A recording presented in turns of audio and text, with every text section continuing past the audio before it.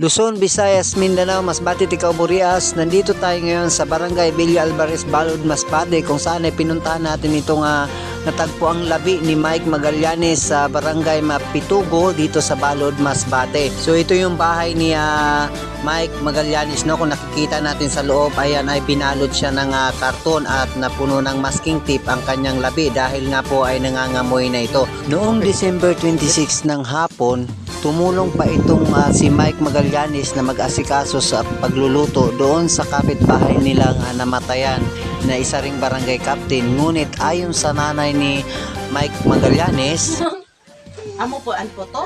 Opo. Hindi, may napatay din ng kapitan sa amon.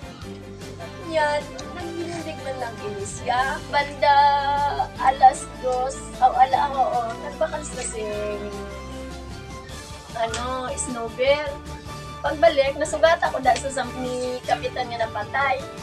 Nagkato dito sa may babuyan sang iya magulang. Ambot ko na naman ang nangyari sa iya, nabigla man lang siya nagdalagan. simula nung tumakbo itong si Mike Magallanes ay hindi na nakita, no, simula nung December 26 ng hapon. At ito nga lang January 12 ay naaagnas na itong natagpuan itong 23 anyos na si Mike Magallanes na taga barangay Villa Alvarez, Balod, Masbate. Ngunit ay natagpuan ang labi nito sa barangay Mapitugo, sakop ng bayan ng Balod pa rin sa bayang ito kahapon ng tanghali, no? Kung ito ay natagpuan ng isang nagpapastol ng mga baka at ito ay natagpuan at agad ito pinagpaalam sa barangay at sa pamilya nitong ni Mike Magallanes, kung saan ay natagpuan ng itong kanyang labi na naagnas. At lilinawin lang natin, itong parang may bakat na sunog ay hindi po yan sunog, yan po yun binabad, no?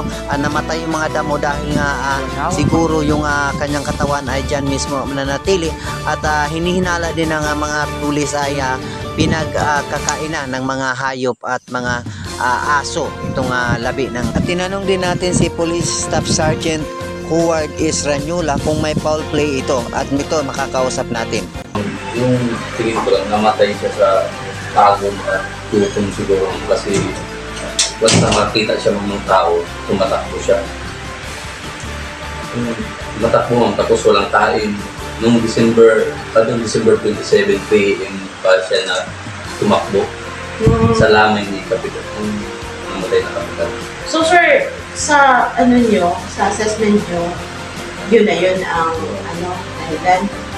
Para siya na foul play na nakita nyo?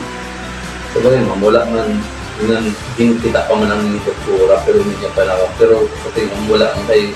Na-autopsy ba ito siya, sir? Naman kay kung ito, gindala na dahil nila mismo kay mabukbang nakahiwalay yung mga pupatayo dahil sa mga aso at sa uwak ko na once na nakahigla na sa katulong hapon, mas nainitan yung ginakagat sa mga uwak ko mga natawan niya, nagatulong ang dugo. Tapos ang dugo daw habang pag nainitan, nag-iinit. Parang... mainit siya, sir. Kung sunog tani na ma'am, sunog ba siya na sinawabagin na sunugan, iya lang daw form na tao na base sa natuluan na sa dugo.